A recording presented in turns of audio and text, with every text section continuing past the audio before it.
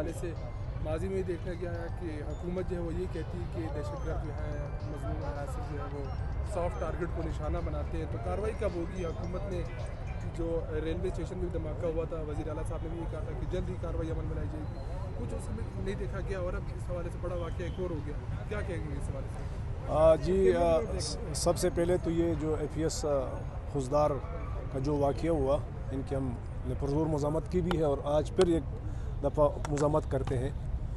یقیناً دشمن نے ایک بزدلانہ حرکت کی، ایک دردناک واقعہ تھا، بچے تھے، بچوں کو مارنا ہمارے کسی بھی معاشرے میں جائز نہیں ہے، اور ایک بچے معصوم ہوتے ہیں، وہ اسکول پڑھنے کے لیے جا رہے تھے، وہ جنگ لڑنے کے لیے نہیں جا رہے تھے، ان کے ہاتھ میں قلم تھا، ان کے ہاتھ میں بندوق نہیں تھی۔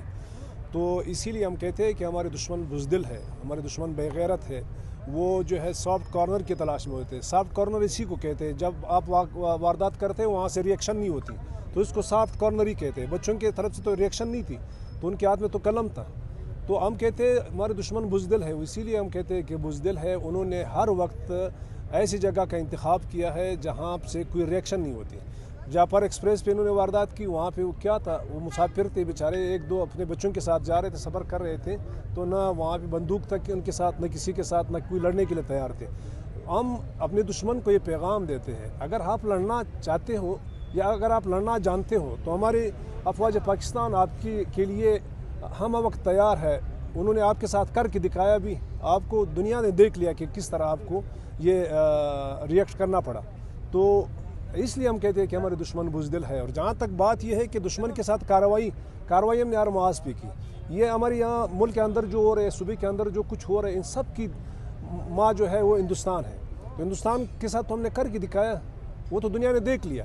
لیکن یہاں پہ جو ان کے چمچے ہیں، ان کے جو زرخرید لوگ ہیں، جو پیسوں کی عوض اس طرح کی حرکتیں کرتے ہیں، وہ بھی معاف ہم نے نہیں کیے۔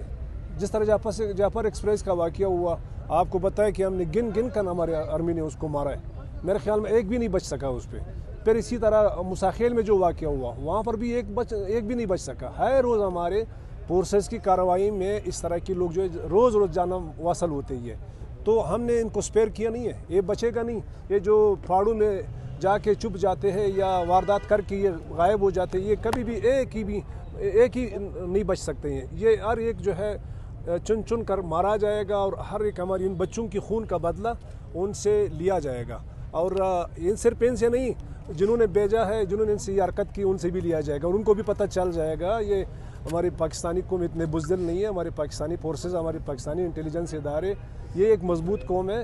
پاکستانی قوم کو یہ آزادی جو ہے یہ کوئی کسی نے خیرات میں نہیں دی، یہ ہم نے چین کے یہ آزادی لی ہے، تو یہ چینا ہوا چیز کا برقرار رکھنا، اس کے لیے آپ کو ہم وقت قربانی دینا پڑتی ہے۔ ہم قربانی دینے کے لیے ہر وقت تیار بھی ہے اور انشاءاللہ تیار رہیں گے۔ اچھا سر، یہ بتائیے گا کہ اس سے قبل جو ہے حکومت کی جانب